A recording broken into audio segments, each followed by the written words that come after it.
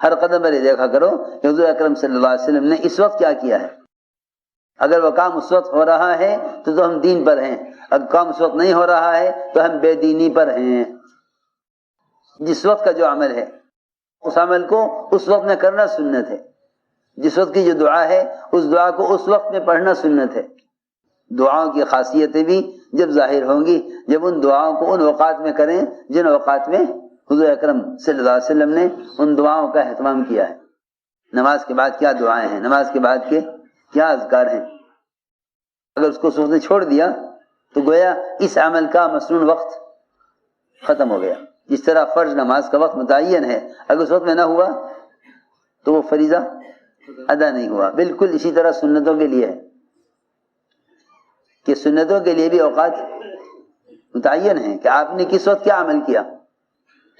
آپ نے کس وقت اتنا صحابہ میں اتباع سنت تھا. اللہ اکبر. عبداللہ ابن عمر رضی اللہ تعالی عنہ اتباع سنت اتنا زیادہ کرتے تھے کہ دیکھنے والے کہتے تھے کہ اگر تم ان کو دیکھ لو تو شاید ان کو دیوانہ سمجھو، شاید ان کو دیوانہ سمجھو. جو آپ کو کرتے ہوئے دیکھا ہے وہ کرتے تھے. میں نے کہا اگر تم دیکھو تو شاید ان کو دیوانہ سمجھو. اتنا اتباع سنت. راستے پر چلتے چلتے چلتے چلتے عبداللہ بن عمر رضی اللہ تعالی عنہ راستے سے ہٹ کر ایسے گھوم گئے.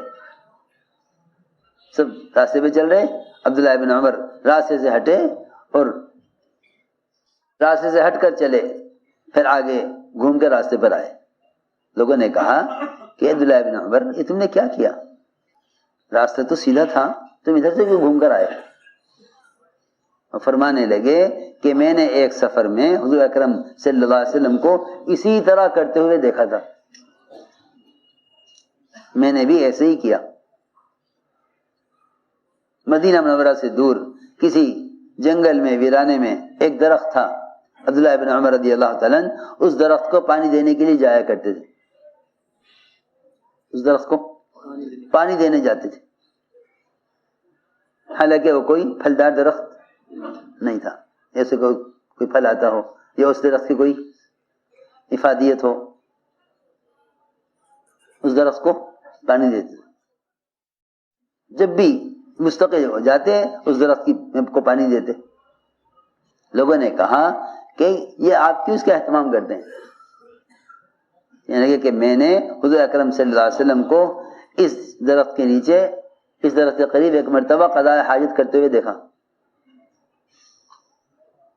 ایک مرتبہ آپ نے یہاں قضاء حاجت کی ہے تو میں چاہتا ہوں کہ جہاں حضور اکرم صلی اللہ علیہ وسلم ایک مرتبہ آپ نے تشریف فرما ہوئے وہاں وہ جگہ ہم کہیں بھول نہ جائیں. اتنا اہتمام کہ میں نے آپ کو یہاں آتے ہوئے دیکھا ہے. تو جو صحابہ آپ کی عادت اور ضرورت میں اتنا زیادہ اتباع کرتے ہوں وہ عبادات میں آپ کا کتنا اتباع کرتے ہوں گے. نماز کے بعد کے اذکار تو عبادت ہے نا، نماز کے بعد کے اذکار تو عبادت ہیں. جب عادت میں اور ضرورت میں اتنا اتباع ہے تو عبادت میں اتنا اتباع ہونا چاہیے. اس لیے یاد رکھو اسلام کا حسن اور ادب صرف اتباع سنت میں ہے. اگر اتباع سنت نہیں ہے تو اسلام کا حسن نہیں ہے. اسلام کی جاذبیت اتباع سنت میں ہے. اسلام کی جاذبیت اتباع سنت میں ہے. وہ رعب جس سے حضور اکرم صلی اللہ علیہ وسلم کی مدد کی گئی ہے، اللہ نے وہ رعب قیامت تک کے لیے سنتوں میں رکھ دیا. وہ رعب سنتوں میں رکھ دیا ہے. لیکن افسوس کی بات یہ ہے کہ ہمارا مجمع اس کا عادی نہیں ہے، اس سے بالکل غافل ہے. اس سے بالکل غافل ہے.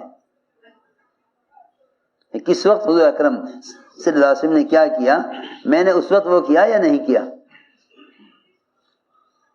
اس فکر سے سب اللہ مجھے معاف فرمائے، اس فکر سے سب غافل ہے. اور یہ سوچنا کہ بھئی میں تو کر ہی رہا ہوں، کوئی دوسرا کر رہا ہے یا نہیں کر رہا، یہ اس امت کا کام نہیں ہے. یہ اس امت کا کام نہیں ہے کہ کوئی کرے یا نہ کرے میں تو کر رہا ہوں. یہ اس امت کا کام نہیں ہے.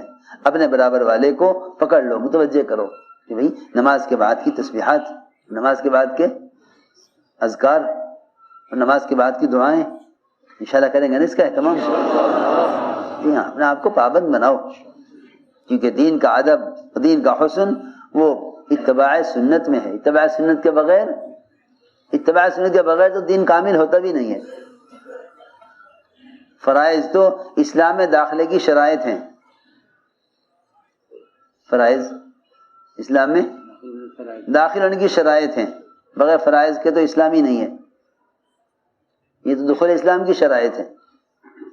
لیکن اتباع سنت کہ یہ اسلام کا حسن ہے, اسلام کی جاذبیت ہے اور اسلام کا کمال ہے.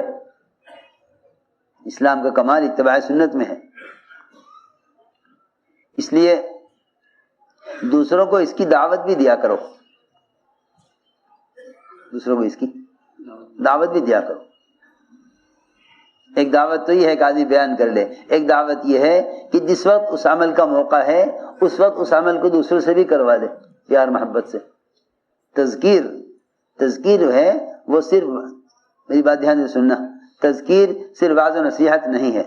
تذکیر صرف واعظ و نصیحت نہیں ہے, بلکہ تذکیر کا مطلب یہ ہے کہ جس وقت جس عمل کا موقع ہے اس وقت اس عمل کو دوسروں کو یاد دلاؤ.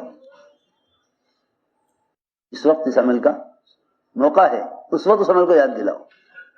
آپ نے تقریر تو کر لی لیکن عمل کے وقت وہ عمل یاد نہ دلایا تو وہ عمل وجود میں نہیں آئے گا, کیونکہ اس عمل کے وقت آپ نے عمل یاد نہیں دلایا. یہ بات ہے نا. ڈاکٹر نے تو دوائیں ساری بتلا دی لیکن دوا کھانے کے وقت وہ دوا یاد نہ آئی اور اس کا وقت نکل گیا, تو ڈاکٹر یہ کہے گا یہ دوا اس وقت کھاتے تو فائدہ ہوتا, اس وقت کھانے سے فائدہ نہیں ہوگا. لو, جب دواؤں کے لیے یہ اصول ہے تو دعاؤں کے لیے کیا اصول ہوگا؟ بولو تو صحیح کچھ. دوائیں جن سے شفا یقینی نہیں ہے, جب اس کے لیے اصول یہ ہے تو اس کے وقت کے بدل جانے سے اس کی افادیت ختم ہو جاتی ہے. تو دعائیں یقینی ہیں, ان کے اوقات کے بدل جانے سے ان کی خاصیت کیسے باقی رہے گی؟ جی ہاں, یہ غور کرنے کی بات ہے. کس وقت کا کیا ذکر ہے, کس وقت کی کیا دعا ہے, اس کا اپنے آپ کو پابند بناویں. 24 گھنٹے مومن کے 24 گھنٹے اذکار سے گھرے ہوئے ہیں, اذکار سے گھرے ہوئے ہیں. ان پابندیوں کا نام, اصل میں ان پابندیوں کا نام دعوت ہے. ان پابندیوں کا نام یہ دعوت ہے. اس لیے فرمایا کہ اس سے زیادہ اچھا دین, اس سے زیادہ پکا پختہ مذہب ہو کس کا سکتا ہے جو دعوت دیتے ہوئے عمل کرے, دعوت دیتے ہوئے عمل کرے. دعوت دیتے ہوئے عمل کرے گا کہ اس کا دین سب سے زیادہ پختہ ہوگا. دین کی پختگی اس میں ہے کہ دعوت اور عمل دونوں کو جمع کرے. اس میں دین کی پختگی ہے کہ دعوت اور عمل دونوں کو جمع کرے. امت میں اس زمانے میں تبدیلی مذہب اس لیے آسان ہو گئی کہ امت اپنے دین کی داعی نہیں رہی, ورنہ جب تک مسلمان دین کی دعوت پر تھا اس وقت تک مسلمان جب تک دین کی دعوت پر تھا مسلمانوں میں اجتماعی ارتداد نہیں تھا.